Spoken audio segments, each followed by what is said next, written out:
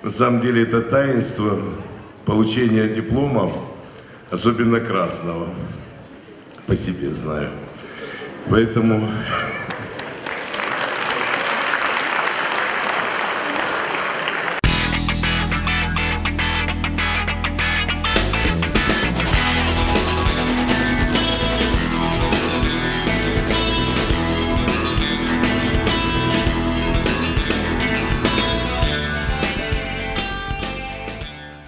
атмосфера праздника, поздравлений, искренний смех и вера в большое будущее. В концертном зале Северо-Остинского госуниверситета награждают лучших выпускников. В этом году вуз выпускает около 800 специалистов, из них 156 человек получили красные дипломы. Поздравить выпускников с окончанием пришли первые лица правительства Северной Осетии и администрации Владикавказа.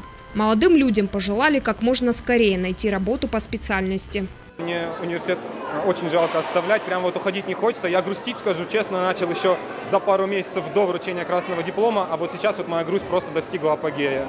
Сейчас вот закончим интервью, я расплачусь.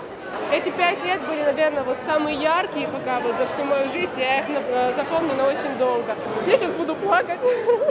Мне очень-очень грустно, но я знаю, что всему свое время, и как бы я не любила это место, надо идти дальше. Торжественная часть награждения чередуется с зажигательными номерами. Студенты и выпускники танцуют, поют и вспоминают, какие трудности им приходилось преодолевать каждый день.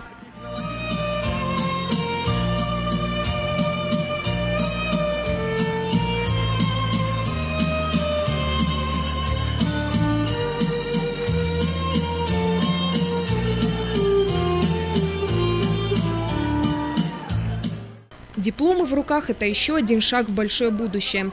Перед выпускниками теперь стоят новые цели. Самое главное, чтобы каждый смог реализоваться в той профессии, которую получил в вузе.